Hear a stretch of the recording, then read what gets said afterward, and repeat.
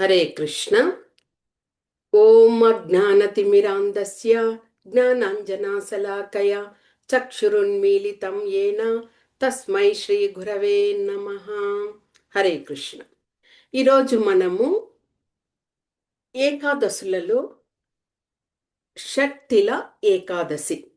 షట్తిల ఏకాదశి అంటే షట్ అంటే 6 అని అర్థము. తిల్ అంటే నువ్వులు. అంటే ఈ యొక్క ఏకాదశి రోజున మనము నువ్వులను ఏ విధంగా 6 రకాలుగా ఉపయోగించుకోవాలి అన్నది మనము ఈ యొక్క షట్తిల ఏకాదశిలో తెలుసుకుందాం. షట్తిల ఏకాదశి. ఈ ఏకాదశిని ఎవరైతే నియమ నిష్టలతో ఆచరిస్తారో వారందరూ కూడా తమ హృదయాంతరాల నుండి పూర్తిగా ఆ యొక్క శాంతియుతంగా ఉండే జీవితంని పొందే విధంగా వాళ్ళు ఇదవుతారనమాట. అంటే ప్రశాంతత ఇదనేది జరుగుతుంది.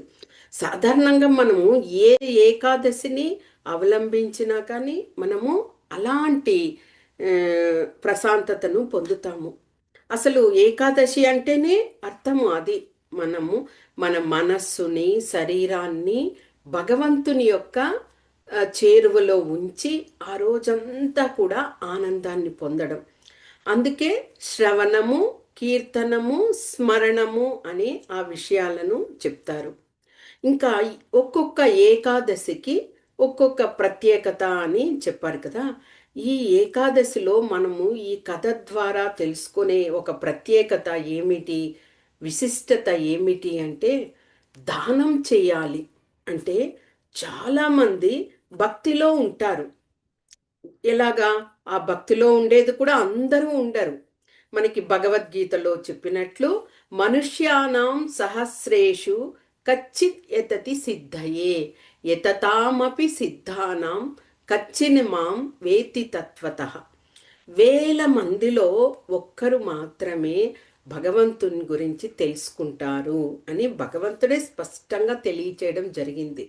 అలాగా ఆ యొక్క భగవంతుణ్ణి మనం తెలుసుకొని అవగాహన చేసుకొని ఆ భగవంతుని యొక్క భక్తియుత సేవలో ఉన్నప్పుడు, భక్తిని చేస్తున్నప్పుడు అది భక్తి సాధనలో ఉంటాము. అంటే ఇలాగ భగవంతుని పట్ల మనము భక్తిలో ఉన్నప్పుడు సాధన ఒక్కటే కాదు ముఖ్యము. కరుణ ఉండాలి, ప్రేమ ఉండాలి, భక్తి ఉండాలి. వీటికన్నిటికీ మించి దాన గుణం కూడా ఉండాలి. అంటే సేవను ఇతరులకు చేయగలిగినటువంటి ఆ భాగ్యాన్ని కూడా పొంది ఉండాలి. మరి ఈ యొక్క షట్తిల ఏకాదశి కృష్ణ అదే అంటే మాఘమాసంలో కృష్ణపక్షంలో వచ్చేటువంటి ఏకాదశి. ఈ ఏకాదశి రోజున ముఖ్యంగా నువ్వులను 6 విధాలుగా ఉపయోగించాలట.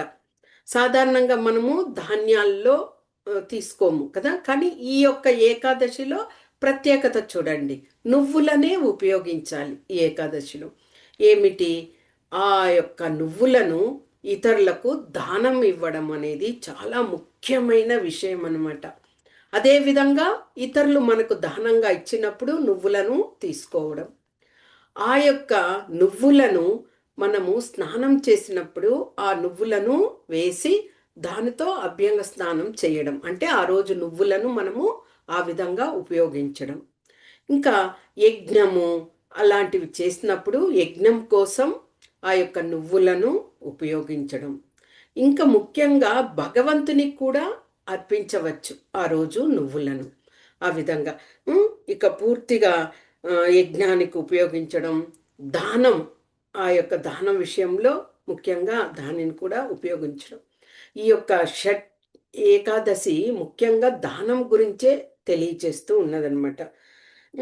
ఇక ఆ యొక్క ఏకాదశులు, అన్ని ఏకాదశులను మనం ఎలాగా నియమ నిష్టలతో చేస్తున్నామో అదేవిధంగా ఈ యొక్క ఏకాదశికి కూడా చక్కగా భగవంతుణ్ణి ధూప దీప నైవేద్యాలతో మనము పూజించి పువ్వులను ఫలాలను అర్పించి భగవంతునికి దగ్గరగా ఉండే విధంగా మనము ఈ ఏకాదశిని కూడా ముగించాలి.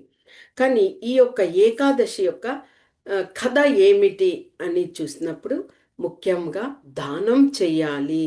దానం వల్లనే మనము మన హృదయాలలో ఉండేటువంటి ఆ యొక్క కల్మషాలన్నింటినీ ఎలాగ భగవంతుణ్ణి నామం చేయడం వల్ల మన ఆత్మ శుద్ధి అవుతుందో అదేవిధంగా దానం చేయడం వలన కూడా, అది కూడా దానాలలో ముఖ్యమైనది అన్నదానం.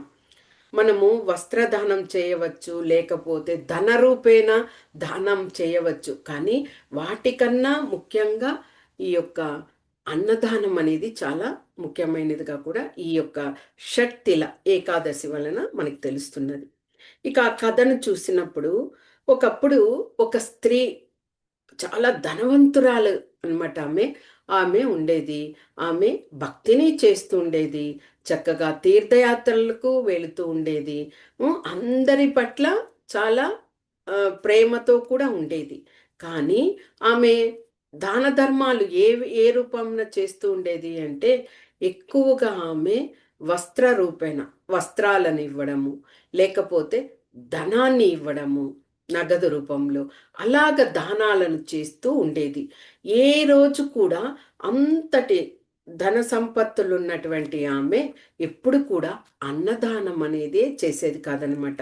అంటే బ్రాహ్మణులు, పేదవాళ్ళు ఇలాగ ఎవరైనా వస్తే కూడా వాళ్ళకి ఆ రూపంలో వస్త్రదాన రూపంలో, నగదు రూపంలో అలాగ చేసేదనమాట. ఇలాగా ఉన్నప్పుడు ఆమెను భగవంతుడు అంటే భక్తి చేసేది, తీర్థయాత్రలకు వెళ్ళేది, నామాన్ని జపించేది, ఏకాదశులను చేసేది.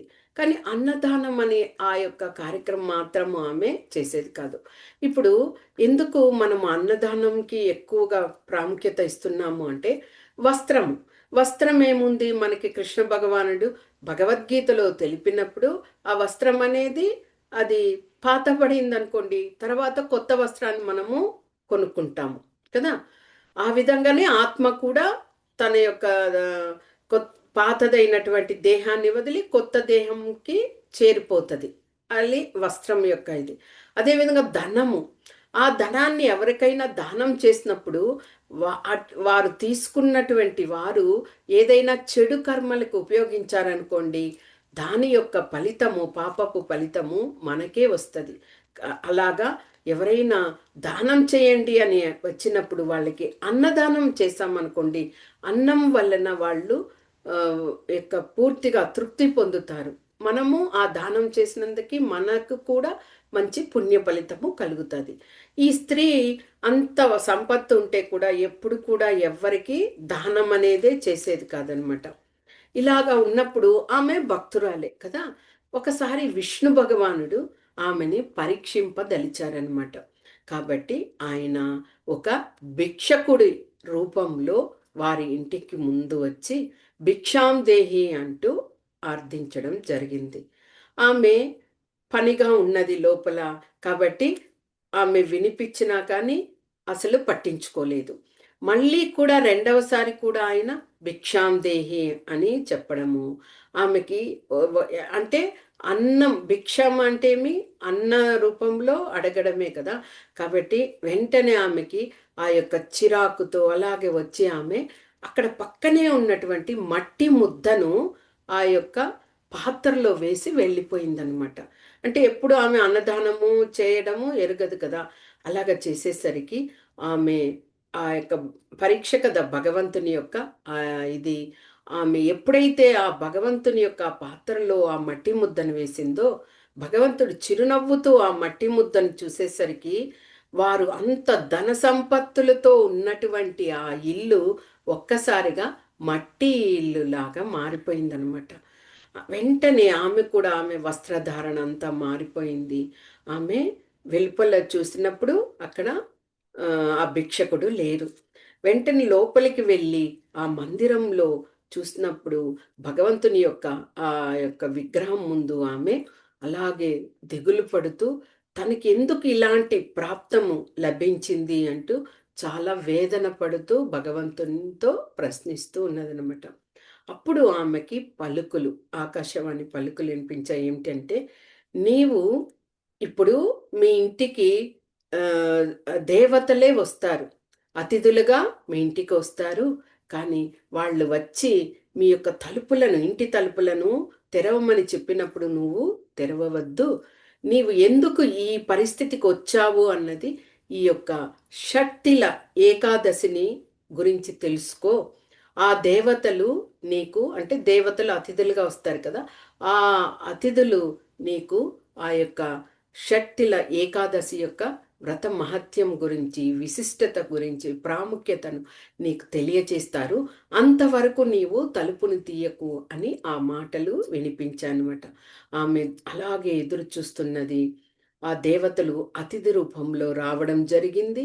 వారు తలుపును శబ్దం చేస్తున్న ఈమె తీయకుండా ఉండడం వలన ఇక వారే గ్రహించి ఈమెకి ఆ యొక్క విముక్తిని ఇవ్వాలి కాబట్టి వారు ఆ యొక్క షట్టిల ఏకాదశి యొక్క కథను వాళ్ళు గానం చేయడం జరిగింది. అలాగ గానం చేసిన ఆ యొక్క కథలో ముఖ్యత్వం ఏమిటి అంటే, మనము భక్తి చేయడంలో గొప్ప విషయం కాదు. భక్తిలో భగవంతుని భక్తి యోగంలో ఉంటూ సాధన చేస్తూ ఉంటాం. ఆ సాధన అనేది మనము ఒక ప్రాక్టీస్ భగవంతుని యొక్క యోగంలో కనెక్ట్ అవ్వడానికి.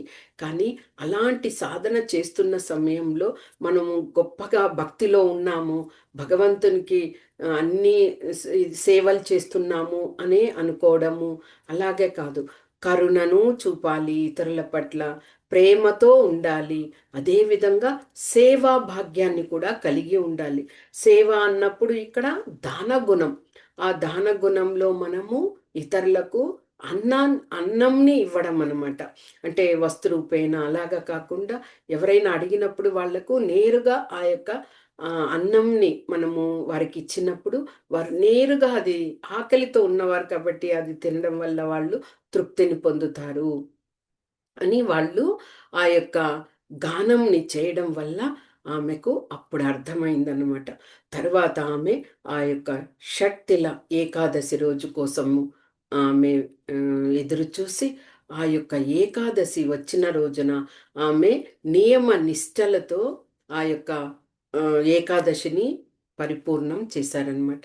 ఆ విధంగా అంటే ఆమె అందరూ భక్తిని చేస్తారు. భగవంతుడే చెప్పారు కదా, భక్తిని చాలా ఇదిగా అంటే కోరుకునే వాళ్ళు, అంటే నాకు ధనం లేదు అని కోరుకునే వాళ్ళు భక్తిని చేస్తూ ఉంటారు. జిజ్ఞాస, నాకు వచ్చి అన్ని విషయాలు తెలుసుకోవాలి, ఎవరు భగవంతుడు అనే ఒక జిజ్ఞాసను కలిగిన వాళ్ళు కూడా భక్తిని చేస్తూ ఉంటారు. అదేవిధంగా జ్ఞానులు కూడా భగవంతుని యొక్క భక్తిలో ఉంటారు. భక్తులైన వాళ్ళు ఎలాంటి మోక్షాలు కూడా మాకు వద్దు, ముక్తులు వద్దు అని, సేవలు మాత్రం మాకు కావాలని వాళ్ళు చేస్తుంటారు. కాబట్టి ఇలాగ ఎవరు వాళ్ళు ఏ విధంగా వాళ్ళు కోరుకుంటే భగవంతుడు ఆ విధంగా వారికి వారి యొక్క కరుణకు పాత్రలయ్యే విధంగా చేస్తారు. అదే మనకి భగవద్గీతలో కూడా ఏ యథామాం ప్రపద్యంతే తాం తథైవ భజామ్యహం మమ వర్తమాను వర్తంతే మనుష్యాహ పార్థ సర్వశః. అంటే మనం ఏ విధంగా కోరుకుంటామో భగవంతుణ్ణి, భగవంతుడు ఆ విధంగా మనకు ఆ యొక్క కరుణను కల్పిస్తాడు.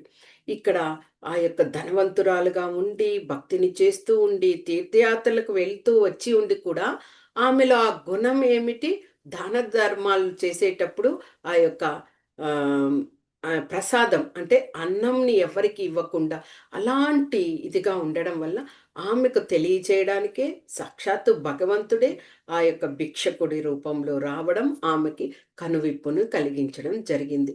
ఆ విధంగా ఆమె ఆ యొక్క షట్టిల ఏకాదశిని నువ్వులతో 6 విధాలుగా ఉపయోగించి భగవంతుని యొక్క ప్రీత్యర్థము ఆ యొక్క ఏకాదశిని చేసి ఆమె ముక్తిని పొందిందనమాట.